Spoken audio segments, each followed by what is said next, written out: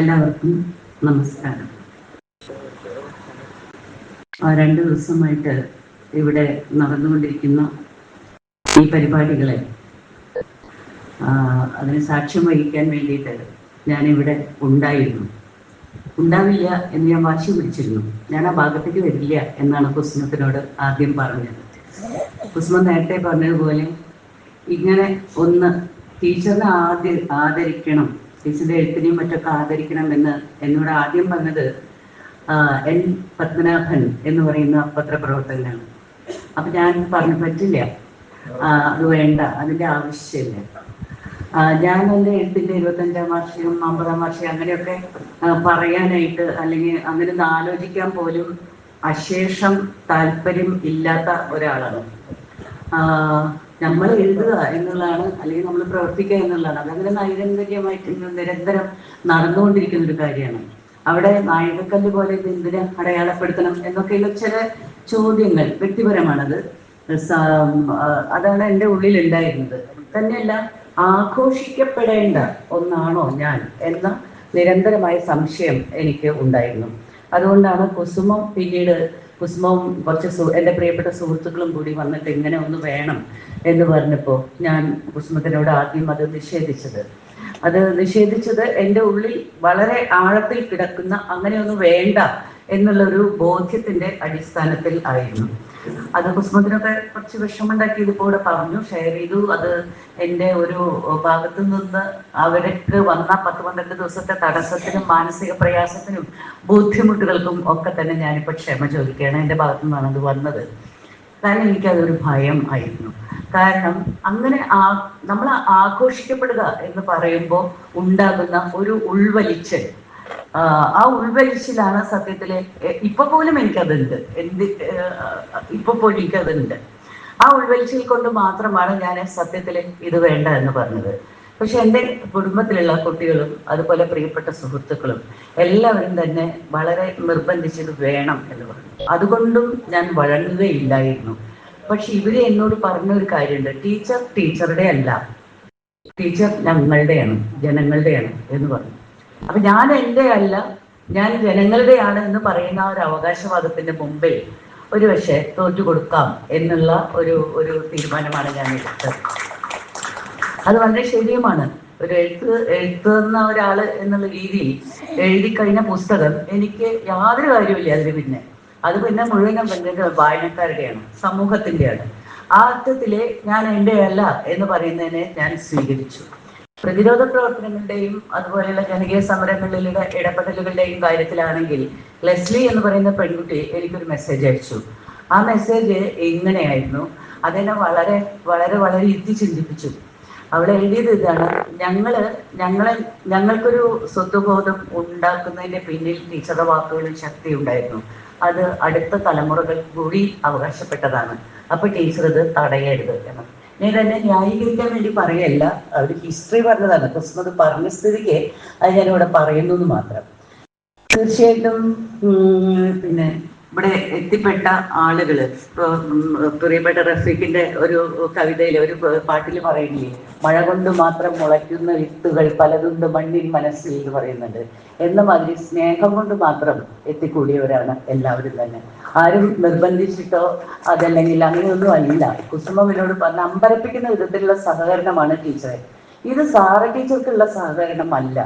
ഒരു കാലഘട്ടത്തിന്റെ ആവശ്യത്തിന് വേണ്ടി സാറ ടീച്ചർ അല്ലെങ്കിൽ വേറൊരാൾ പ്രവർത്തിക്കുകയാണെങ്കിൽ, ഒപ്പം നിൽക്കുകയാണെങ്കിൽ, ശബ്ദമുയർത്തുകയാണെങ്കിൽ, എഴുതുകയാണെങ്കിൽ ആ ആളിനെ അവകാശപ്പെട്ട ഒന്നാണ്, അല്ലെങ്കിൽ ആ ആളിനെ അവരുടെ പ്രവർത്തനങ്ങൾക്ക് അവകാശപ്പെട്ട ഒന്നാണ്. എല്ലാ കാലഘട്ടവും നമ്മളോട് ആവശ്യപ്പെടുന്നതും അത് തന്നെയാണ്. ഞാനിവിടെ ഇന്നിങ്ങനെ ആലോചിക്കുകയായിരുന്നു. ഒരുപാട് ജനകീയ സമരങ്ങൾ, എൻ്റെ സാഹിത്യത്തെ പറ്റി എൻ്റെ പ്രിയപ്പെട്ട എഴുത്തുകാർ സുഹൃത്തുക്കൾ ധാരാളമായിട്ട് ഇവിടെ സംസാരിച്ചു കഴിഞ്ഞു. അതിനെപ്പറ്റി ഒന്നും ഞാൻ ഇവിടെ പറയേണ്ട ഒരു കാര്യവും ഇല്ലാത്ത വിധത്തിൽ വളരെ വളരെ ഗംഭീരങ്ങളായിട്ടുള്ള ചില പ്രഭാഷണങ്ങൾ ഇവിടെ കേൾക്കാൻ ഭാഗ്യമുണ്ടായി എന്ന് തന്നെ ഞാൻ വിശ്വസിക്കുന്നു. എഴുത്തിനെ പറ്റി ഞാൻ പറയാൻ ആഗ്രഹിക്കുന്നില്ല. പ്രതിരോധ ജനകീയ സമരങ്ങളെ കുറിച്ചിട്ട് നടന്ന സെഷനുകൾ, അതുപോലെ തന്നെ മാൻഷി എന്ന് പറയുന്ന സംഘടനയിൽ പ്രവർത്തിച്ച പെൺകുട്ടികളുടെ പിന്നെ അവരുമായിട്ട് ഉണ്ടായ സംസാരങ്ങൾ, ഇത് മുഴുവനും ഈ സദസ്സ് ഒന്നൊഴിയാതെ കേട്ടിരുന്നു എന്നുള്ളതാണ് ഒരുപക്ഷെ ഈ പരിപാടിയുടെ നേട്ടം എന്നുള്ളതാണ് ഞാൻ കരുതുന്നത്. സാഹിത്യത്തെക്കുറിച്ചുള്ള പ്രഭാഷണങ്ങൾ പലപ്പോഴായിട്ട് നമ്മൾ കേൾക്കുന്നതാണ്. പക്ഷെ ജനകീയ സമരങ്ങളും അതുപോലെ തന്നെ മനുഷ്യ പോലെയുള്ള ഒരു സ്ത്രീ സംഘടനയും അതുമായി ബന്ധപ്പെട്ടുകൊണ്ട് കേരളത്തിലെ രാഷ്ട്രീയ സാമൂഹിക അന്തരീക്ഷത്തെ അതിൻ്റെ ഭൂത വർത്തമാന ഭാവികളെ അടയാളപ്പെടുത്തലും എന്ന് പറയുന്ന ഒരു മുഹൂർത്തത്തിന് സാക്ഷികളാവാൻ ഇവിടെ എത്തിയ മുഴുവൻ പേരും ഒന്നൊഴിയാതെ കാത്തിരുന്നു എന്നുള്ളതാണ് എന്നെ അത്ഭുതപ്പെടുത്തിയ ഒരു കാര്യം. അതിലെല്ലാ തരക്കാരും ഉണ്ടായിരുന്നു. എൻ്റെ വായനക്കാര്, എൻ്റെ സഹ എഴുത്തുകാര്, അതുപോലെ തന്നെ വിദ്യാർത്ഥികള്, അതുപോലെ തന്നെ പിന്നെ പ്രസാധകര്, രാഷ്ട്രീയ പ്രവർത്തകര്, ജനപ്രതിനിധികള്, പ്രതിരോധ മണ്ഡലങ്ങളിൽ പ്രവർത്തിക്കുന്നവര് തുടങ്ങി എല്ലാവരും പേരെടുത്ത് പറയാൻ പറ്റാത്ത വിധത്തിൽ നാനാ മേഖലകളിൽ നിന്നുള്ള ആളുകൾ ഇവിടെ വരികയും അത് കേൾക്കുകയും ചെയ്തു. ഇത് ഒരു സാറാ ടീച്ചറെ കേൾക്കാൻ വേണ്ടിയിട്ടല്ല, ഞാനതിന് നിമിത്തം മാത്രമാണ്. ഈ പ്രവർത്തനങ്ങൾ കേരളത്തിൽ ഉണ്ടാക്കിയ മാറ്റങ്ങളുടെ ഒരു സ്ത്രീ സമരത്തിലെ ആ 4 കന്യാസ്ത്രീകൾ ഇപ്പോ എവിടെ?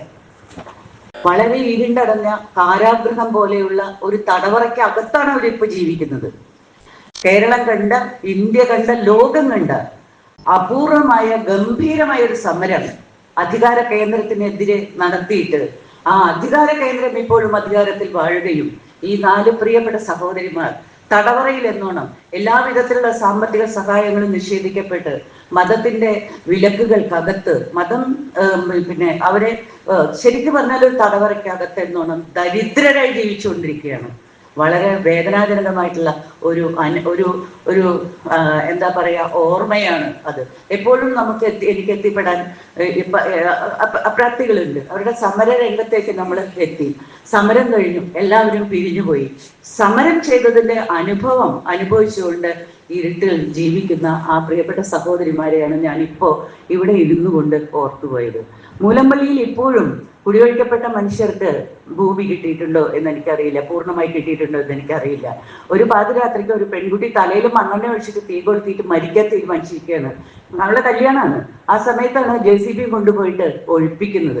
ആ ഒഴിപ്പിക്കുന്ന അവള് പറഞ്ഞു വേറൊരു മാർഗം എനിക്കില്ല, മരിക്കാൻ മാത്രമേ മാർഗമുള്ളൂ എന്ന് പറഞ്ഞ് മണ്ണെണ്ണ തലയിൽ ഒഴിച്ച പെൺകുട്ടിയെ അവിടെ നിന്ന് നിവർത്തിപ്പിച്ചെടുക്കാൻ അവിടെ ഓടിക്കൂടിയ പ്രവർത്തകരെ പാടുപെട്ടതിൻ്റെ ഒരു ചരിത്രം. ഇപ്പോഴും അവർക്ക് വീടുകൾ കിട്ടിയിട്ടില്ല. ആദിവാസികളുടെ പ്രശ്നമായാലും ഭൂരഹിതരുടെ പ്രശ്നമായാലും ദലിതരുടെ പ്രശ്നമായാലും നമ്മൾ മാർജിനലൈസ്ഡ് എന്ന് പറയുന്ന ജനവിഭാഗങ്ങൾ, അവകാശങ്ങൾ നിഷേധിക്കപ്പെട്ടവർ, തുല്യത നിഷേധിക്കപ്പെട്ടവർ, തുല്യനീതി ലഭിക്കാത്തവർ ആയിട്ടുള്ള ഒരു വലിയ വിഭാഗം, ബഹുഭൂരിപക്ഷം വരുന്ന ആളുകൾ, അവരുടെ പ്രശ്നങ്ങൾ പരിഹരിക്കാൻ നമുക്ക് സാധിക്കുന്നില്ല. ജനകീയ സമരം കൊണ്ട് അത് സാധ്യമല്ല എന്നുള്ള ഒരു രീതിയിലാണ് നമ്മൾ അതിനെ മനസ്സിലാക്കുന്നത്. അപൂർവം മാത്രമേ വിജയിച്ച ജനകീയ സമരങ്ങളുള്ളൂ. പക്ഷേ ഞാനിപ്പോ ഓർക്കാണ് എൻ്റെ ഒരു സുഹൃത്ത് ശ്രീ ഹരിതഗോപിയുടെ ഒരു പുസ്തകം, കേരളത്തിലെ ജനകീയ സമരങ്ങളുടെ ചരിത്രം. ഏത് മൂലയിലും മുക്കിലും നടന്നിട്ടുള്ള കൊച്ചു സമരങ്ങൾ തുടങ്ങി അങ്ങേ അറ്റം വരെയുള്ള എല്ലാ സമരങ്ങളെയും അടയാളപ്പെടുത്തിയിട്ടുള്ള ഒരു പുസ്തകമാണത്. പറ്റുമെങ്കിൽ നിങ്ങൾ വായിച്ചു നോക്കുക. ഈ മനുഷ്യരൊക്കെ ഒരു പണി കൂലിയില്ലാണ്ട് നടത്തിയിട്ടുള്ള സമരങ്ങളല്ല ഇത്. മറ്റൊന്ന്, ഇപ്പോൾ ഉടനെ 12-ാം തീയതി പുറത്തു വരാൻ പോകുന്ന ശ്രീധരൻ തറമ്പലിന്റെ ഒരു പുസ്തകമാണ്. അദ്ദേഹത്തിന്റെ സമരാനുഭവങ്ങളുടെ ചരിത്രം. നീലാണ്ടനൊക്കെ ഇഷ്ടംപോലെ ഇതിനു മുമ്പ് എഴുതിയിട്ടുണ്ട്. അപ്പൊ നമുക്കറിയാം ഈ സമരങ്ങൾ വിജയിക്കുന്നോ വിജയിച്ചില്ലേ എന്നുള്ളതൊരു പ്രശ്നമേ അല്ല. സമരങ്ങൾ ഉണ്ടാകുന്നു എന്ന് പറയുന്നത് ഒരു മൈൻഡ് സെറ്റ് രൂപപ്പെടുത്താൻ സമൂഹത്തെ സഹായിക്കും. തീർച്ചയായിട്ടും നമ്മുടെ മൈൻഡ് സെറ്റിലെ പാരിസ്ഥിതിക ബോധം ഉണ്ടാകുന്നത് സൈലന്റ് വാലി സമരത്തിന് ശേഷമാണ്. തീർച്ചയായിട്ടും നമ്മുടെ മൈൻഡ് സെറ്റിലെ സ്ത്രീകളും തുല്യാവകാശമുള്ള മനുഷ്യരാണ് എന്ന ബോധ്യം ഉണ്ടാകുന്നത് ഇവിടുത്തെ സ്ത്രീ വിമോചന പ്രവർത്തനങ്ങൾ വന്നപ്പോഴാണ്. തീർച്ചയായിട്ടും നമ്മുടെ മൈൻഡ് സെറ്റിലെ ലൈംഗിക തൊഴിലാളികൾ മനുഷ്യരാണ് എന്ന് പറയുന്ന ഒരു ബോധ്യമുണ്ടായത് ഈ സ്ത്രീ വിമോചന സമരത്തെ തുടർന്നുകൊണ്ട് അജിതയെ പോലെയുള്ള ഒരു നേതാവ് മുൻകൈയെടുത്ത് ഇരുട്ടിൽ മാത്രം ജീവിച്ചിരുന്ന, പോലീസിന്റെ അടിയും നരകയാതനയും ദുരന്തവും അനുഭവിച്ചുകൊണ്ട് ഇരുട്ടിൽ മാത്രം കഴിഞ്ഞിരുന്ന മനുഷ്യ ജീവിതങ്ങളെ കോഴിക്കോടിന്റെ തെരുവിലെ പകൽ വെളിച്ചത്തിലേക്ക് നടത്തുകയും അവർ ജാഥയായി മാന്യങ്ങളുടെയും മുമ്പ് കൂടെ പോവുകയും ചെയ്തപ്പോഴാണ് ഈ മൈൻഡ് സെറ്റ് പിന്നീട് നമ്മൾ കണ്ടത് ലൈംഗിക തൊഴിലാളികളോട് സമൂഹത്തിന്റെ മനോഭാവത്തിൽ വരുന്ന ചെറിയ മാറ്റങ്ങളാണ്. അപ്പൊ ഒരു ജനകീയ സമരവും വെറുതെയല്ല, പാഴല്ല. അത് സമൂഹത്തിന്റെ മൈൻഡ് സെറ്റിനെ സ്വാധീനിക്കുന്നുണ്ട്. ട്രാൻസ്ജെൻഡേഴ്സ്, നമ്മൾ വളരെ സങ്കടത്തോടു കൂടി തന്നെ പറയണം, ട്രാൻസ്ജെൻഡേഴ്സിനെ സൂചിപ്പിക്കാൻ ഭാഷയിൽ ഒരു പദം പോലും ഇല്ലാതെ മിഴിച്ചു നിൽക്കുന്ന സമൂഹമാണ് കേരളം എന്ന് പറയുന്നത്. ഏത് വാക്ക് നാം ഉപയോഗിച്ചിട്ടുണ്ടോ അത് അവരെ സൂചിപ്പിച്ചാൽ അവരെ ക്രൂശിക്കുന്നതിന് തുല്യമായിട്ടുള്ള, അവർക്ക് വിരുദ്ധമായിട്ടുള്ള അർത്ഥം ഉൽപ്പാദിപ്പിക്കുന്ന ഒന്നാണ്. നമ്മുടെ കയ്യിലുള്ള പദങ്ങൾ ട്രാൻസ്ജെൻഡേഴ്സിനെ അപമാനിക്കുന്നവയാണ്, അവരെ ക്രൂശിക്കുന്നവയാണ്. അതിനാൽ ആ പദങ്ങൾ ഉപയോഗിക്കാൻ നമുക്ക് പറ്റില്ല. പകരം ഒരു പദം നിർമ്മിക്കാൻ നമുക്ക് സാധിച്ചിട്ടും ഇല്ല. നമ്മളൊരു പദം അവരെ സൂചിപ്പിക്കാൻ നിർമ്മിക്കുകയാണ് എങ്കിൽ അത് അവരുടെ ജീവിതത്തെ അഭിമാനപൂർവ്വം തുല്യനീതിയോടുകൂടി, തുല്യ അവകാശത്തോടുകൂടി നമുക്കിടയിൽ ജീവിക്കാൻ കരുത്തു പകരുന്ന ഒരു പദം ആവണം.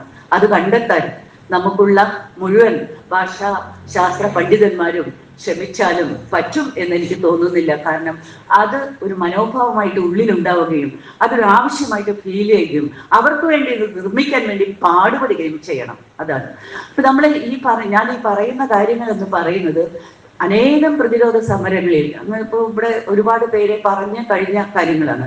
അനേകം പ്രതിരോധ സമരങ്ങളിൽ പങ്കാളിയാവാനോ അല്ലെങ്കിൽ ഒന്ന് ചെന്ന് ചേരാനോ ഒക്കെ ഇടയായിട്ടുണ്ട്.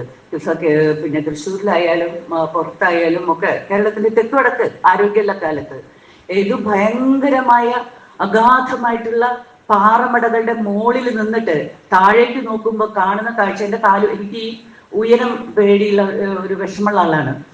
തെക്കുള്ള ഒരു സ്ഥലത്തിന്റെ പേര് ഞാൻ ഓർക്കില്ല. ഒരു വലിയ കോറിക്കെതിരെ അവിടുത്തെ മനുഷ്യ മുഴുവൻ സമരം ചെയ്യാണ്. അപ്പൊ അത് കാണാൻ വേണ്ടിയിട്ട് പോവാണ് വണ്ടിയില്. അത് എത്തിപ്പെട്ട് നിന്നത് എനിക്കറിയില്ല. പർവ്വതത്തിന്റെ മുകളിൽ നമ്മൾ നിൽക്കുകയും താഴെ അഗാധമായിട്ടുള്ള കുഴികള് കാണുകയും അതിലൊക്കെ വെള്ളം കെട്ടി നിൽക്കുന്നത് കാണുകയും ലോറികൾ ഇരച്ചു പായുന്നത് കാണുകയും പാറകളായ പാറകൾ മുഴുവൻ ഇളക്കി കൊണ്ടുപോവുകയും ചെയ്യുന്ന ഒരു കാഴ്ച. ആ മാതിരി തന്നെയാണ് വയലുകളുടെ കാര്യത്തിൽ. ഇപ്പൊ തൃശ്ശൂർക്കാർക്ക് വളരെ പരിചിതമായിട്ടുള്ളതാണ് നമ്മുടെ ഇവിടെ നടന്ന എരയാൻകുടി കർഷക സമരം. എരയാൻകുടി കർഷക സമരത്തിലെ ജയശ്രീയുടെ മുൻകൈയിൽ നടന്നൊരു സമരമാണിത്. ആ കർഷക സമരത്തിലെ പിന്നെ മുൻനിരയിൽ നിൽക്കാനായിട്ട് അന്ന് സുമാർ അഴിക്കൂർ സാർ ഉണ്ടായിരുന്നു, KGS ഉണ്ടായിരുന്നു, ഞാനുണ്ടായിരുന്നു, ഞങ്ങളൊക്കെ ഉണ്ടായിരുന്നു, സുഗതകുമാർ ടീച്ചർ ഉണ്ടായിരുന്നു, പിന്നെ ഇന്ത്യൻ എക്സ്പ്രസ്സിലെ ഉണ്ടായിരുന്ന മരിച്ചുപോയ ലീലാമേനൻ ഉണ്ടായിരുന്നു. അങ്ങനെ ഞങ്ങൾ എല്ലാവരും കൂടിയിട്ട് ആ പാടത്ത് വിത്ത് വിതച്ച ദിവസം ആ ഇഷ്ടിക തൊഴിലാളികൾ, ഇഷ്ടിക കമ്പനികളെ അവിടെ നിന്ന് ഓടിച്ചിട്ട് ആ വയലുകൾ വീണ്ടെടുത്ത ദിവസം നമ്മൾ ആലോചിക്കണം. ഇത് ജയിച്ചോ തോറ്റോ എന്നുള്ള വിഷയമേ അല്ല. ജനകീയ സമരങ്ങൾ അങ്ങനെ നോക്കരുത്. ജനകീയ സമരങ്ങൾ ജയിച്ചാലെന്തോ തോറ്റാലെന്തോ, ഒരു സമരം നടക്കുന്നു, അതൊരു ബോധം ആണ്. ഒരു മൈൻഡ് സെറ്റ് ഉണ്ടാക്കാൻ വേണ്ടിയിട്ടാണ് ആ സമരം വിജയിക്കുന്നത്. അപ്പോഴാണ് സമൂഹത്തിൽ ഉണ്ടാക്കുന്ന ഒരു മനോഭാവം. ഞാൻ അതിനെപ്പറ്റി പറയാൻ എനിക്ക് ഏറ്റവും എളുപ്പത്തിൽ സാധിക്കുക സ്ത്രീകളുടെ സമരവുമായി ബന്ധപ്പെട്ടുകൊണ്ട് തന്നെയാണ്. സൂര്യനെല്ലി കേസ് ഉണ്ടായ സമയത്ത് അതിൽ ഇടപെട്ടിട്ടുള്ള വളരെ പ്രശസ്തനായിട്ടുള്ള ഒരു ജഡ്ജ് തന്നെയും പിന്നീട് പറഞ്ഞത് ആ കൊച്ചു പെൺകുട്ടി അവളെയും അവളുടെ കുടുംബത്തെയും അധിക്ഷേപിച്ചുകൊണ്ട് അവളുടെ സ്വഭാവം മോശമായിരുന്നു, അവളുടെ ഫാമിലി മോശമാണ്, അവൾക്ക് ഓടി രക്ഷപ്പെടാമായിരുന്നില്ലേ, അവൾക്ക് നിലവിളിക്കാമായിരുന്നില്ലേ, അവൾക്ക് എങ്ങനെ കുറ്റങ്ങൾ മുഴുവനും അവളുടെ മേലേക്ക് ചുമത്തുന്ന തരത്തിലുള്ള ഒരു മൈൻഡ് സെറ്റാണ് അന്ന് നമ്മുടെ സമൂഹത്തിൽ പ്രബലമായി നിലനിന്നിരുന്നത്. എല്ലാ കുറ്റങ്ങളും സ്ത്രീയുടെ തന്നെയാണ്. സ്ത്രീ നന്നായി നടന്നിരുന്നുവെങ്കിൽ, അവൾ മര്യാദക്കാരിയായിരുന്നുവെങ്കിൽ എന്ന രീതിയിലേക്ക് സ്ത്രീകളുടെ നേർക്ക് നടക്കുന്ന എല്ലാവിധ അക്രമങ്ങളെയും ആ അക്രമങ്ങൾ മുഴുവനും സ്ത്രീയുടെ കുറ്റമാണ് എന്ന് പറയാൻ നമ്മുടെ സമൂഹത്തിന് ഒരു മടിയും ഉണ്ടായിട്ടില്ല. ഇപ്പോഴും അത്തരത്തിൽ തന്നെ ആണ്. കുറ്റം മുഴുവൻ അവളുടേതാണ്. കുറ്റവാളി രക്ഷപ്പെടുകയും ചെയ്യുന്നു. ഈ ഒരു മൈൻഡ് സെറ്റിന് വന്നിട്ടുള്ള ഒരു മാറ്റം നമ്മൾ കാണുന്നത് WCC ഉണ്ടായ സമയത്ത്. സിനിമാ മേഖലയിൽ അങ്ങനെയൊന്നും ഉണ്ടാകുന്ന സ്വപ്നം കാണാൻ പോലും നമുക്ക് സാധിക്കില്ല. WCC ഉണ്ടായ സമയത്ത് ഒരുപാട് തെറി വിളികൾ, ആക്ഷേപങ്ങൾ, പുറത്താക്കലുകൾ, അങ്ങനെയുള്ള പല ബഹളങ്ങൾ നടക്കുന്നു. അതിൽ വന്ന പെൺകുട്ടികളെ മുഴുവൻ തേജോവധം ചെയ്യുന്നു. ഈ പെൺകുട്ടികൾ മുഴുവനും കുറേയധികം കാലത്തേക്ക് പണിയില്ലാതെ വിഷമിച്ച് പുറത്താക്കപ്പെട്ട് നിത്യജീവിതത്തിൽ പോലും വഴിമുട്ടിയ തരത്തിലുള്ള പെൺകുട്ടികളായി മാറുന്നവര് അവർ ഔട്ടാവുന്നു. അവര് പിന്നെ രംഗത്ത് നിന്ന് അപ്രത്യക്ഷമായി പോകുന്നു. പക്ഷെ പിന്നീട് നമ്മൾ കാണുന്നത് ഹേമ കമ്മീഷൻ റിപ്പോർട്ടിന്റെ സമയം വന്നപ്പോഴേക്കും നമ്മൾ കാണുന്നത് ഈ നമ്മുടെ സമൂഹം ഒരുപക്ഷെ മെജോറിറ്റി സമൂഹം ഒറ്റക്കെട്ടായിക്കൊണ്ട് ഈ പെൺകുട്ടികളുടെ കൂടെ നിൽക്കുന്ന ഒരു കാഴ്ചയാണ്. WCCക്ക് വേണ്ടി നിൽക്കുന്ന ഒരു കാഴ്ചയാണ്. അതിന്റെ ഇടയിൽ ഉള്ള ഒരു കാലഘട്ടത്തിൽ നിരന്തരമായ ബോധ്യപ്പെടുത്തലുകളിലൂടെ, നിരന്തരമായ സ്ത്രീപക്ഷത്തു നിന്നുണ്ടാകുന്ന വ്യാഖ്യാനങ്ങളിലൂടെ, ആഖ്യാനങ്ങളിലൂടെ നമ്മൾ മാറുകയാണ്. സ്ത്രീകളെ സംബന്ധിച്ചിടത്തോളം പല ഫെമിനിസത്തിന്റെ ഞാൻ ഫെമിനിസത്തെ കുറിച്ചൊന്നും പറയില്ല, ഒറ്റ കാര്യമേ പറയാനുള്ളൂ. ഫെമിനിസം മനോഹരമായ ഒരു രാഷ്ട്രീയമാണ്. ആ രാഷ്ട്രീയം തുല്യനീതിക്ക് വേണ്ടിയിട്ടുള്ളതാണ്. തുല്യനീതി എന്ന് പറഞ്ഞാൽ ഒരു ജനാധിപത്യ രാജ്യത്ത് എല്ലാവിധത്തിലുള്ള അവകാശ അധികാരങ്ങളോടുകൂടി ഭരണഘടന വാഗ്ദാനം ചെയ്യുന്ന എല്ലാ വിധത്തിലുള്ള അവകാശ അധികാരത്തോടും അഭിപ്രായ സ്വാതന്ത്ര്യത്തോടും കൂടി ഒരു സ്ത്രീക്ക് ജീവിക്കാനുള്ള അടിസ്ഥാനപരമായ അവളുടെ അവകാശമാണ് തുല്യനീതി എന്ന് പറയുന്നത്. അവൾക്ക് ആരുടെയും ആക്ഷേപം കേൾക്കാനോ, ആരുടെയും തല്ലുകൊള്ളാനോ, ആരുടെയെങ്കിലും അടിമയായിരിക്കാനോ, ആരാലെങ്കിലും ചൂഷണം ചെയ്യപ്പെടുകയോ വേണ്ട കാര്യം ഇല്ല. കാരണം ഭരണഘടനാപരമായ കുറ്റമാണത് സ്ത്രീയുടെ നടക്കുന്ന ഓരോ അക്രമവും. നിയമങ്ങൾ മാറി മാറി മാറി സ്ത്രീക്ക് അനുകൂലമായിട്ട് വരേണ്ടി വരുന്നതും ഈ ഒരു അവബോധം ഉണ്ടായി വരുന്നതോടു കൂടിയാണ്. 10% വരുന്ന സ്ത്രീകള് ഏത് അന്ധകാരത്തിലാണ് കിടന്നിരുന്നത് എന്ന് തിരിച്ചറിയുകയും അത് മാറ്റി തീർക്കാൻ വേണ്ടി ചരിത്രത്തിലുടനീളം നമ്മുടെ നവോത്ഥാന കാലം തൊട്ട് തന്നെയുള്ള ഒരു യാത്രയാണിത്. നമ്മൾ ചരിത്രത്തിൽ കാണുമ്പോൾ ഉണ്ടാകുന്ന എല്ലാ മുന്നേറ്റങ്ങളും തന്നെ സ്ത്രീ കേന്ദ്രീകൃതമായ മുന്നേറ്റങ്ങളാണ്. സ്ത്രീയെ കേന്ദ്രീകരിച്ചുകൊണ്ട് സമൂഹത്തിൽ മാറ്റം കൊണ്ടുവരാനാണ് നമ്മുടെ സമൂഹ പരിഷ്കർത്താക്കൾ എല്ലാം തന്നെ ശ്രമിച്ചുകൊണ്ടിരുന്നത്. അതിൽ കുറവുകൾ ഉണ്ടായിരുന്നു, കാരണം പരിഷ്കരണം കൊണ്ടുവന്നവരാണ് അവര്. സ്ത്രീക്ക് ആവശ്യം പരിഷ്കരണം അല്ല. പരിഷ്കരണം എന്ന് പറഞ്ഞാൽ ഉള്ള അവസ്ഥയെ ഒന്ന് മെച്ചപ്പെടുത്താൻ വേണ്ടി ചില സഹായങ്ങളൊക്കെ കൊടുത്തപ്പോൾ ആശാ വർക്കർമാരുടെ പ്രശ്നം പരിഹരിക്കാൻ കുറച്ചൊരു പരിഷ്കരണം കൊണ്ടുവന്ന നന്നായിരുന്നു ഇപ്പോൾ എനിക്ക് തോന്നുന്നു. പക്ഷെ ഈ പരിഷ്കരണം എന്ന് പറയുന്നതല്ല വിമോചനം എന്ന് പറയുന്നത്. വിമോചനം എന്ന് പറയുന്നത് 100% പുരുഷൻ എന്നതുപോലെ സ്ത്രീക്കും ട്രാൻസ്ജെൻഡറിനും നമ്മൾ ചേർത്ത് പിടിക്കേണ്ട ഒരു തുല്യനീതി ഇല്ലാത്തൊരു വിഭാഗം. സ്ത്രീക്കും ട്രാൻസ്ജെൻഡറിനും മൃഗങ്ങൾക്കും മരങ്ങൾക്കും പ്രകൃതിക്കും ഒക്കെ തുല്യനീതിയിൽ അധിഷ്ഠിതമായ ഒരു ജീവിതം ജീവിക്കാൻ സാധിക്കുക എന്നുള്ളതാണ്. നമ്മളൊരു പക്ഷേ ചെറിയ കാഴ്ചപ്പാടുള്ള മനുഷ്യരായിരിക്കും. നമ്മുടെ ഭരണഘടനയിൽ പ്രകൃതിയെ സംരക്ഷിക്കേണ്ടതിനെ കുറിച്ചിട്ട് എത്രത്തോളം ഉണ്ട് എന്നുള്ളത് പരിശോധിക്കാൻ എനിക്ക് സാധിച്ചിട്ടില്ല. എങ്കിലും അവിടെ ഉണ്ട് എന്നാണ് ഞാൻ മനസ്സിലാക്കുന്നത്. ഈ പുഴകളുടെയും മലകളുടെയും നമ്മുടെ വിഭവങ്ങളുടെയും അവകാശികൾ ആരാണ്? നമ്മുടെ മൃഗങ്ങളുടെ അവകാശികൾ ആരാണ്? നമ്മുടെ ഈ കാണായ മുഴുവൻ മരങ്ങളുടെയും അവകാശികൾ ആരാണ്? ഈ കാണായ പാറകളുടെയും പുഴകളുടെയും എല്ലാം അവകാശികൾ ആരാണ്? അത് ഇന്ത്യയിലെ ഓരോ പൗരനും പൗരയും ആണ്. അത് പക്ഷെ നിർഭാഗ്യവശാൽ അധികാര കേന്ദ്രീകരണത്തിന്റെ ഭാഗമായിട്ട് കുത്തകകൾക്ക് എഴുതി കൊടുത്ത് നമ്മളെ നിരാലംബരും ഒന്നുമില്ലാത്തവരും നിസ്വരും ആക്കി തീർക്കുന്ന ഒരു ഭരണ സമ്പ്രദായത്തിന് കീഴിലാണ് നമ്മളിപ്പോ ഭീകരമായിട്ട് ജീവിച്ചു കൊണ്ടിരിക്കുന്നത്. ഞാൻ നേരത്തെ പറഞ്ഞതുപോലെ തുല്യനീതി നിഷേധിക്കപ്പെട്ട സ്ത്രീകൾ സമരം ചെയ്യുമ്പോൾ അവരുടെ ഉള്ളിൽ ഉയർന്നു വന്നിട്ടുള്ളൊരു ചോദ്യമുണ്ട്, അല്ലെങ്കിൽ ഞങ്ങളത് ആവർത്തിച്ച് ചർച്ച ചെയ്തിട്ടുള്ള ഒരു ചോദ്യമുണ്ട്. നമ്മൾ ആരോടൊപ്പമാണ് നിൽക്കുന്നത്? ആരുടെ വിമോചനത്തെ പറ്റിയാണ് പറയുന്നത്? യാതൊരു സംശയമില്ല, നമ്മൾ ഇടം വലം നോക്കുകയാണ്. ഇടം വലം നോക്കുമ്പോൾ നമ്മളെ പോലെ തന്നെ നീതി നിഷേധിക്കപ്പെട്ട ഒരുപാട് വിഭാഗങ്ങളെ കാണുകയാണ്, ഒരുപാട് മനുഷ്യരെ കാണുകയാണ്. ആ മനുഷ്യരെ കാണലാണ് ഫെമിനിസം. അവരെ ചേർത്ത് പിടിച്ചുകൊണ്ടുള്ള ഒരു വൻ ശക്തിയാണ് ഫെമിനിസം വിഭാവന ചെയ്യുന്നത്. അവിടെ കക്ഷി രാഷ്ട്രീയ പാർട്ടികൾക്ക് മനസ്സിലാകാത്ത തരത്തിലുള്ള അതിവിശാലതയുടെ ഒരു ഭൂമിക ഉണ്ട്. അവിടെ അധികാര കേന്ദ്രീകരണം അല്ല ഉള്ളത്, അധികാര വികേന്ദ്രീകരണമാണ് ഉള്ളത്. അപ്പോൾ സ്ത്രീ വിഭാവനം ചെയ്യുന്ന രാജ്യം എന്ന് പറയുന്നത് തീർച്ചയായിട്ടും നിലനിർത്തലിന്റെ രാഷ്ട്രമാണ്. നിലനിൽക്കണം. ആരൊക്കെ നിലനിൽക്കണം? ഈ അവകാശം നിഷേധിക്കപ്പെട്ട മുഴുവൻ മനുഷ്യരെ മുഖ്യധാരയിലേക്ക് കൊണ്ടുവന്ന് അവരെ നിലനിർത്തിപ്പിക്കണം. അവർക്ക് ജീവിക്കാൻ കഴിയണം. അവർക്ക് തുല്യമായ നീതി ലഭിക്കണം. അവർക്ക് തുല്യതയോടുകൂടി തുല്യ അവസരങ്ങളോടുകൂടി ജീവിക്കാനായിട്ട് സാധിക്കണം. അതിനാൽ നമ്മൾ ചേർത്ത് പിടിക്കും സ്ത്രീകൾ ആരെയൊക്കെ? ആദിവാസികളെ, ദലിതരെ, ഗോത്രജന വിഭാഗങ്ങളെ, ദരിദ്ര കർഷകരെ, നീതി നിഷേധിക്കപ്പെട്ട മുഴുവൻ മനുഷ്യരെയും ചേർത്ത് പിടിച്ചുകൊണ്ട്, ഒറ്റക്കെട്ടായി ചേർത്ത് പിടിച്ചുകൊണ്ട്, ആലിംഗനം ചെയ്തുകൊണ്ട് ഒരു സമര മുന്നേറ്റം, അതാണ് ഫെമിനിസം വിഭാവന ചെയ്യുന്നത്. പക്ഷെ നിർഭാഗ്യവശാൽ മനസ്സിലാക്കിയിട്ടുള്ളത് ഒരു പെൺകുട്ടി അവളുടെ ലൈംഗിക സ്വാതന്ത്ര്യത്തിന് വേണ്ടി മാത്രം നിലകൊള്ളുന്ന ഒരു പ്രസ്ഥാനമാണ് ഫെമിനിസം എന്നല്ല. ഫെമിനിസത്തിന്റെ അതിവിശാലമായ ആകാശം.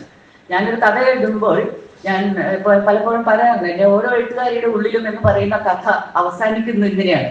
മെബിളമ്മായിയുടെ വീട് അന്വേഷിച്ചിട്ട് ഇറങ്ങിപ്പോകുന്ന ഒരു സ്ത്രീയാണ് അതിലെ കഥാപാത്രം. മെബിളമ്മായി എന്ന് പറയുന്ന ഒരു സങ്കല്പമാണ്.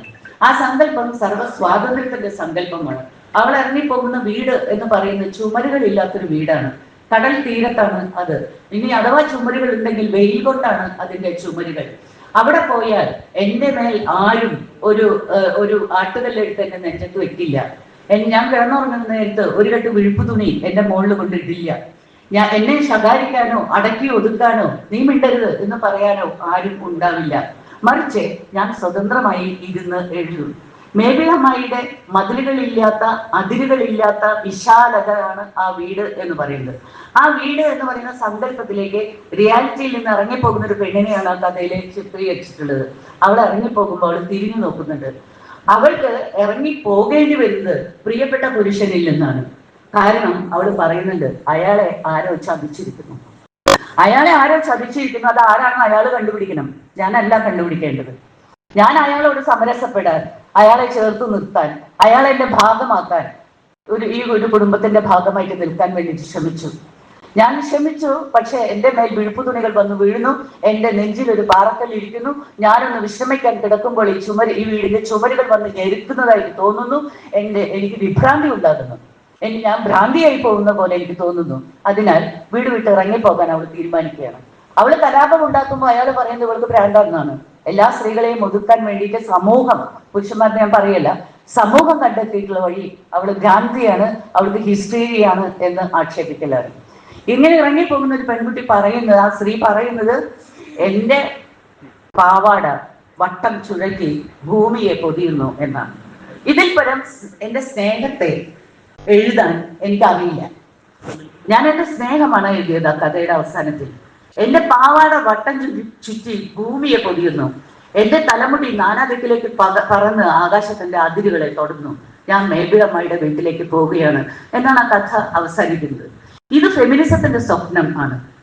അതിരുകളില്ലാത്ത, വേർതിരിവുകളില്ലാത്ത, ജാതിപരമായി, വർഗപരമായി, ലിംഗപരമായി, നിറത്തിന്റെ പേരിൽ, അതല്ലെങ്കിൽ വംശത്തിന്റെ പേരിൽ ക്രൂശിക്കപ്പെടുന്ന മുഴുവൻ മനുഷ്യരുടെയും വിമോചനം.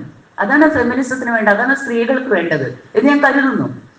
അത് ഇങ്ങനെ ഞാൻ പറയുമ്പോൾ ജനറലിസ്റ്റ് ചെയ്ത് പറയാണ്. കുറച്ച് കക്ഷി രാഷ്ട്രീയ പാർട്ടികളിൽപ്പെട്ട, അതിൽ വിശ്വസിച്ച് നിലകൊള്ളുന്ന കുറെ സഹോദരിമാരുണ്ട്. അവര് ആ വിശ്വാസ പ്രമാണവുമായി പുലരുമ്പോഴും അവർക്കും വന്നു ചേരാവുന്ന ഒന്നാണ്. അതുകൊണ്ട് മനുഷ്യ പോലെ ഒരു സംഘടന രൂപപ്പെടുത്തിയപ്പോൾ അതിന്റെ ഘടന എങ്ങനെ ആയിരിക്കണം എന്നതിനെ കുറിച്ച് വലിയ ചർച്ച നടന്നു.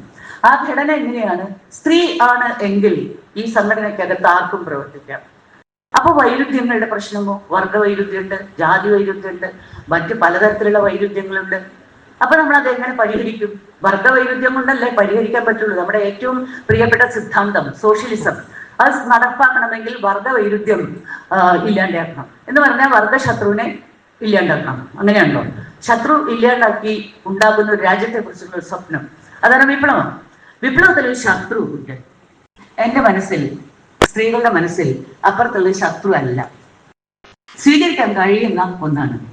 ശത്രു ഇല്ലാത്തൊരു രാജ്യം, ശത്രു ഇല്ലാത്ത ഒരു വീട്, ശത്രു ഇല്ലാത്ത അയൽപക്കം, ഇതിനെയാണ് ഞങ്ങൾ ഫെമിനിസ്റ്റുകൾ സ്വപ്നം കാണുന്നത്. ഫെമിനിസത്തെ പറ്റിയുള്ള ഒരുപാട് തെറ്റിദ്ധാരണകളെ തിരുത്താൻ കുറെ വേദികളിൽ സംസാരിച്ചിട്ടുണ്ട്. എങ്കിലും ഇത്രയും കേൾക്കാൻ ശ്രദ്ധാലുക്കളായി ഇരിക്കുന്നത് കൊണ്ട് തന്നെ കുറച്ച് സമയം ഞാൻ നിങ്ങളോട് ഇത് സംസാരിക്കാൻ വേണ്ടി ആഗ്രഹിക്കുകയാണ്.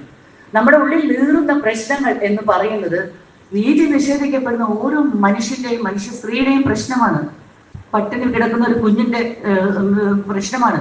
നമ്മള് ഈ ഗാസയിൽ നടക്കുന്ന കൂട്ടക്കുരുതിക്കെതിരെ മിണ്ടണ്ടേ എന്ന് സംശയിച്ചിരിക്കുമ്പോൾ അവിടെ പിടഞ്ഞും മരിക്കുന്ന കുഞ്ഞുങ്ങളോടാണ് നമ്മൾ അനീതി കാണിക്കുന്നത്. ലോകം ദുഃഖഭരിതമായിക്കൊണ്ടിരിക്കുകയാണ്. നാം ജീവിക്കുന്ന ഈ ലോകം ഏറ്റവും ക്ലേശവും ദുഃഖവും അപമാനവും നിന്ദയും പേറുന്ന മനുഷ്യരെ കൊണ്ട് നിറയുകയാണ്. മനുഷ്യരെ അവരവരുടെ വീട്ടിൽ ജീവിക്കാൻ കഴിവില്ലാത്തത് കൊണ്ട് പലായനം ചെയ്തുകൊണ്ടിരിക്കുന്ന ലോകം ആണ്. ഈ പലായനങ്ങളെ പറ്റി വേദനയോടുകൂടി നമ്മൾ കവിതയും കഥയും ഒക്കെ എഴുതുന്നു. പക്ഷെ എഴുതുമ്പോഴും ബാക്കിയാവുന്നത് ദുഃഖം തന്നെയാണ്. എഴുതുമ്പോൾ ദുഃഖം, വായിക്കുമ്പോൾ ദുഃഖം, എഴുതാതിരിക്കുമ്പോൾ ദുഃഖം, ചുറ്റുപാടും കാണുമ്പോൾ വേദന. നമ്മൾ വളരാൻ അനുവദിക്കുന്നത് വലിയ ഫാസിസ്റ്റ് ശക്തികളെ ആണ്. നമ്മൾ അനുവദിക്കുകയാണ് വളരാൻ വേണ്ടിയിട്ട്. ഇത്രയും മനോഹരമായ ഒരു ഭരണഘടന കയ്യിൽ പിടിച്ചിട്ട് നിങ്ങൾക്ക് പൂർണ്ണാവകാശമുള്ള നിങ്ങൾക്ക് തന്ന രാജ്യം, ആ രാജ്യം അന്യാധീനപ്പെടുത്തപ്പെട്ടു പോകുന്നത് കണ്ടുകൊണ്ട് എന്റെ രാഷ്ട്രീയ പാർട്ടി വേണ്ടിയിട്ടില്ല, എന്റെ മതം വേണ്ടിയിട്ടില്ല, എന്റെ വംശം വേണ്ടിയിട്ടില്ല, എന്റെ ആൾക്കാർ പറഞ്ഞിട്ടില്ല, അതുകൊണ്ട് ഞാൻ നിശബ്ദമായിരിക്കുന്നു എന്ന് പറയുന്ന തരത്തിൽ നമുക്കുള്ള വിന നമ്മൾ തന്നെ വരുത്തിക്കൊണ്ടിരിക്കുന്ന ഒരു അവസ്ഥയാണ് ഇന്ന് നമ്മുടെ സമൂഹത്തിൽ ഉള്ളത് എന്ന് ഞാൻ വിശ്വസിക്കുന്നു. ഞാൻ അധികം പറയുന്നില്ല. ഒരുപാട് ഒറ്റ കാര്യം മാത്രമേ ഉള്ളൂ, ഒരു തിരുത്തൽ ശക്തി പുറത്തില്ല എങ്കിൽ ഈ അധികാര കേന്ദ്രീകരണത്തിന് തടയില്ല എന്ന് നമ്മൾ ഓർക്കണം. ഒരു ശക്തമായ തിരുത്തൽ ശക്തി പുറത്ത് ഇല്ല എങ്കിൽ അധികാരത്തിൽ അള്ളിപ്പിടിച്ചിരിക്കുന്നവർ അതിൽ കൂടുതൽ കൂടുതൽ കേന്ദ്രീകരിക്കുകയും അതിൽ കൂടുതൽ അള്ളിപ്പിടിച്ചിരിക്കുകയും കൂടുതൽ കേന്ദ്രീകരിക്കുകയും കൂടുതൽ കൂടുതൽ ഏകാധിപതികളായി തീരുകയും ചെയ്യും. ഏകാധിപതികളെ സൃഷ്ടിക്കുന്നത് നമ്മൾ തന്നെയാണ്, സംശയം എന്നുള്ള കാര്യമല്ല. ആരാണ് ഏകാധിപതികളെ സൃഷ്ടിക്കുന്നതിന്റെ ഉത്തരവാദിത്വം ഏറ്റെടുക്കുക? സമൂഹമല്ലാതെ, പൗരന്മാരല്ലാതെ, പൗരകളല്ലാതെ. ഏകാധിപതികളെ നമ്മൾ സൃഷ്ടിച്ച് വാഴിച്ചിരിക്കുന്നു. നമ്മളവരെ ചോദ്യം ചെയ്യുന്നില്ല, നമ്മളവർക്ക് തിരുത്തൽ ശക്തിയാവുന്നില്ല, നമ്മളവരെ ഭീഷണിപ്പെടുത്തുന്നില്ല, നമ്മളവരെ ഭീഷണിപ്പെടുത്തുന്നു. ഏകാധിപതികളെ ഭീഷണിപ്പെടുത്താൻ കഴിയാത്തിടത്തോളം നമുക്ക് നമ്മെ രക്ഷിക്കാനാവില്ല. നമ്മളിപ്പോ സ്ഥലം ഒഴിയാറായി, പക്ഷെ നമ്മുടെ കുട്ടികൾ പുറംനാടുകളിലേക്ക് പടർന്നുപോയി അവിടെ ജീവിക്കാൻ വേണ്ടിയിട്ട് സുഖമുള്ളത്, സ്വാതന്ത്ര്യമുള്ളത്, ആരും ചോദ്യം ചെയ്യാത്തത്, അതുപോലെ തന്നെ അത്യാവശ്യം പൈസ കിട്ടുന്നത്, വേറൊരു രാജ്യത്തെ സ്വപ്നം കാണാനാണ് നമ്മുടെ മക്കൾ വളരുന്നത്. നമ്മുടെ രാജ്യത്ത് നിൽക്കാൻ വേണ്ടിയിട്ടല്ല അവർ വളരുന്നത്. ഇപ്പോ വേറെ രാജ്യത്ത് സ്വാതന്ത്ര്യമുണ്ട്, വേറെ രാജ്യത്ത് അന്തസ്സുണ്ട്. ഇവിടെ അന്തസ്സുണ്ടോ മക്കൾക്ക് ജീവിക്കാൻ വേണ്ടിയിട്ട്? അപ്പൊ നമ്മളെ സംബന്ധിച്ചിടത്തോളം ഏകാധിപതികളെ ചോദ്യം ചെയ്യാൻ സാധിക്കാത്ത, ഏകാധിപതികളെ കുറ്റപ്പെടുത്താൻ സാധിക്കാത്ത, ഏകാധിപതികൾക്കെതിരെ തെരുവിലിറങ്ങാൻ സാധിക്കാത്ത സാധാരണ സമൂഹമാണ്. പല പല കള്ളികളായി തിരിക്കപ്പെട്ട് ഞെരുക്കപ്പെട്ട് നിൽക്കുന്ന നമ്മളെ പറ്റി തന്നെയാണ് നമ്മൾ സങ്കടപ്പെടേണ്ടത്, അല്ലെങ്കിൽ നമ്മളെ പറ്റിയാണ് നമ്മൾ സ്വയം വിമർശനപരമായിട്ട് ചിന്തിക്കേണ്ടത് എന്ന് എനിക്ക് തോന്നുന്നു. ഞാൻ നിർത്തുകയാണ്. തീർച്ചയായിട്ടും എൻ്റെ ഇടം എന്ന് പറയുന്നത് എന്നെ സ്നേഹിക്കുന്ന നിങ്ങളുടെ നടുവിലാണ്. ഒട്ടും മുന്നിലല്ല, ഒട്ടും പിന്നിലല്ല, നിങ്ങളുടെ നടുവിലാണ് ഞാനുള്ളത്. എൻ്റെ സ്നേഹം എന്ന് പറയുന്നത് എനിക്ക് എന്താ പറയാ, ഈ ഭൂമിയെ വട്ടം ചുറ്റുന്ന പാവാട പോലെയും ചക്രവാളങ്ങളെ സ്പർശിക്കുന്ന മുടിയിഴകൾ പോലെയും പരന്നു പിടിക്കാൻ ഉള്ളതാണ്. അതുകൊണ്ട് എനിക്ക് അതിനെപ്പറ്റി യാതൊരു സംശയവും ഇല്ല. എവിടെ മനുഷ്യർ പീഡിപ്പിക്കപ്പെടുന്നുണ്ടോ അവിടെ ഒച്ചകൊണ്ടെങ്കിലും ചെല്ലാൻ സാധിക്കേണ്ടത് ഒരു മനുഷ്യജീവി എന്നുള്ള നിലയിൽ എൻ്റെ ഉത്തമ കടമയാണ് എന്ന് തന്നെ ഞാൻ വിശ്വസിക്കുന്നു. ഇതുപോലെ ഒരു പരിപാടി സംഘടിപ്പിക്കുന്നതിൽ ഞാൻ എത്ര ഒക്കെ അങ്ങനെ ദുർവാശി പിടിക്കും അങ്ങനെയൊക്കെ ഉണ്ടായിട്ടും അത്ഭുതകരമായ രീതിയിൽ പ്രവർത്തിച്ച ഇതിന്റെ പിന്നിലുള്ള ഓരോരുത്തരോടും, ഓരോ വ്യക്തിയോടും എനിക്കല്ല നമുക്കെല്ലാവർക്കും ഉള്ള ഒരു കടപ്പാട്. കാരണം നമ്മൾ കേട്ടതൊന്നും സാർക്കേച്ചതയല്ല, ഞാൻ അങ്ങനെ വിശ്വസിക്കുന്നില്ല. നമ്മൾ കേട്ടത് മുഴുവൻ നമ്മുടെ സാമൂഹ്യ അന്തരീക്ഷത്തിൽ, കേരളത്തിന്റെ ചരിത്രത്തിൽ എന്ത് സംഭവിച്ചു എന്നുള്ളതാണ്. എന്താണ് സംഭവിച്ചത്, അതിന്റെ നേട്ടം എന്ത്, കോട്ടം എന്ത് എന്നാണ് നമ്മൾ കേട്ടുകൊണ്ടിരുന്നത്. അതിന്റെ കൂടെ എഴുത്തുകാരിയുടെ പുസ്തകങ്ങൾ ചർച്ച ചെയ്യപ്പെട്ടു എന്ന് മാത്രം. തീർച്ചയായിട്ടും ഇത് തന്നെ ആയിരിക്കാം ഒരുപക്ഷെ ഇങ്ങനെ ഒരു പരിപാടി സംഘടിപ്പിക്കാൻ വേണ്ടി അവരെ പ്രേരിപ്പിച്ച കാരണവും. ആ കാരണങ്ങൾ കൊണ്ട് തന്നെയാണ് ഇങ്ങനെ ഒരു പരിപാടി സംഘടിപ്പിക്കപ്പെട്ടത്. 2 ദിവസം ഞാനിവിടെ കണ്ടത് എൻ്റെ പെൺകുട്ടികളുടെ വലിയ ആഘോഷമാണ്. ഒരുപാട് കേരളത്തിന്റെ പല ഭാഗത്തു നിന്ന് വന്ന സ്ത്രീകൾ, പെൺകുട്ടികൾ അവര് ആഘോഷിക്കുന്നതാണ് ഞാൻ കണ്ടത്. എന്നെ ആഘോഷിക്കുന്നു എന്നൊക്കെ അവിടെ എഴുതി വെച്ചാലും അവരാണ് ആഘോഷിച്ചു കൊണ്ടിരുന്നത്. അവരിവിടെ പിന്നെ പറന്ന് നടക്കുകയായിരുന്നു, ഭയങ്കര വീറോട് വാശിയോടുകൂടി പ്രവർത്തിക്കുകയായിരുന്നു. അങ്ങനെ സ്ത്രീകളുടെ ഒരു മഹോത്സവം പോലെയാണ് എനിക്ക് ഇത് ഫീൽ ചെയ്തത്. ഇതിനു വേണ്ടി എൻ്റെ കുടുംബം ഒരുപാട് എൻ്റെ എഴുത്തിനും അതുപോലെ തന്നെ എൻ്റെ പ്രവർത്തനങ്ങൾക്കും എൻ്റെ പിന്നെ എല്ലാ കാര്യങ്ങൾക്കും നഷ്ടപ്പെട്ടത്, ഏറ്റവും കൂടുതൽ നഷ്ടം സഹിച്ചിട്ടുള്ളത് എൻ്റെ വീട് തന്നെയാണ്. കാരണം സമയമാണ് ഏറ്റവും വലിയ ഒരു ശക്തി എന്ന് പറയുന്നത്. സമയം വേണം നമുക്ക് എല്ലാത്തിനും. എൻ്റെ മക്കളുടെ സമയം, എൻ്റെ പ്രിയപ്പെട്ട കുടുംബാംഗങ്ങളുടെ സമയം അവരിൽ നിന്ന് കവർന്നെടുത്തുകൊണ്ടാണ് ഞാനൊരു പക്ഷേ എല്ലാ ഈ ഇടങ്ങളിലേക്കും ഓടിച്ചെന്നുകൊണ്ടിരുന്നത്, പ്രവർത്തനങ്ങൾ നടത്തിക്കൊണ്ടിരുന്നത്. അതിനോട് എനിക്ക് അവരോട് തീർത്താൽ തീരാത്ത കടപ്പാടുണ്ട്. അവരൊന്നും മിണ്ടുന്നില്ല എന്ന് വെച്ചിട്ട് അവരുടെ ഉള്ളിലെ രോഷമില്ല എന്നൊന്നും ഞാൻ വിചാരിക്കുന്നില്ല. കാരണം അവരുടെ നഷ്ടം എന്ന് പറയുന്നത് അമ്മയുടെ സാമീപ്യത്തിന്റെ നഷ്ടം ആണ്. കുഞ്ഞുനാൾ തൊട്ട് അവരത് പാവങ്ങള് അനുഭവിച്ചിട്ടുണ്ട്. ഞാൻ പട്ടാമ്പി കോളേജിലേക്ക് രാവിലെ 7 മണിക്ക് പോയാൽ രാത്രി തിരിച്ചു വരുന്ന 100 പ്രവർത്തനങ്ങൾ കഴിഞ്ഞ് തിരിച്ചു വരുന്ന സമയം മുഴുവനും എൻ്റെ കുട്ടികൾ എന്നെ നഷ്ടപ്പെട്ടുകൊണ്ടിരുന്നു.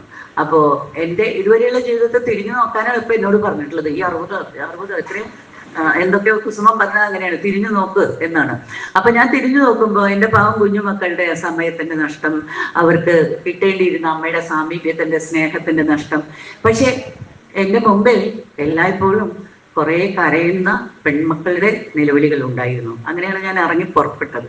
ഒരു 10 ഭാഗം കൊടുക്കാനില്ലാത്തതിൻ്റെ പേരിൽ ഏതോ അപരിചിതമായ വീടിൻ്റെ മൂലയിൽ അടികൊണ്ട് ഇടികൊണ്ട് മൂക്കുന്ന് ചോരയൊക്കെ വന്ന് ഒരു മുക്കിലിരുന്ന് കരയുന്ന ഒരു പെൺകുട്ടി സമൂഹത്തിൽ ഉള്ളിടത്തോളം കാലം നമുക്ക് എങ്ങനെ ശാന്തമായി ഉറങ്ങാൻ കഴിയും? നമുക്ക് എങ്ങനെ മനോഹരമായിട്ട് കാര്യങ്ങൾ കൊണ്ടു നടക്കാൻ കഴിയും? ആ ഒരു വേദന എന്നെ മാത്രമൊന്നല്ല, വേദനിക്കുന്ന എല്ലാ മനുഷ്യരെയും അങ്ങനെ ഓടിപ്പിച്ചിട്ടുണ്ടാവുക. അതുമാത്രമാണ് ഞാൻ ചെയ്തിട്ടുള്ളത്. അത് അവരെ കേട്ടു, അവരെ കേൾക്കണം. ആശമാരുടെ സമരം, അതുപോലെ തന്നെ പരാജയപ്പെട്ട എല്ലാ ജനകീയ സമരങ്ങളുടെയും ഇരകൾ, അവർക്ക് മുമ്പിലാണ് ഞാൻ എൻ്റെ എല്ലാ നമസ്കാരങ്ങളും അർപ്പിക്കുന്നത്. നന്ദി.